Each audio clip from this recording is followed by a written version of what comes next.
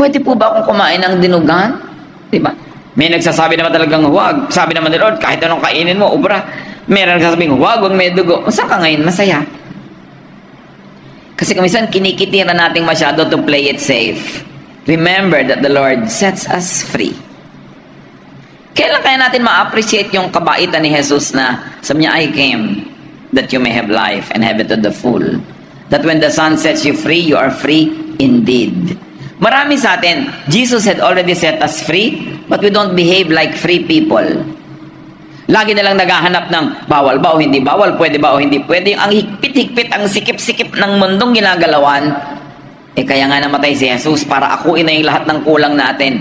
Tanggapin nyo na hindi kayo magiging perfect kahit kailan. Hindi magiging perfect yung kapatiran. Kaya nga, pinerfect na ng grace ni Lord. Yun na lang ang paglalagyan natin ng ating pansin. Kahit hindi perfect sa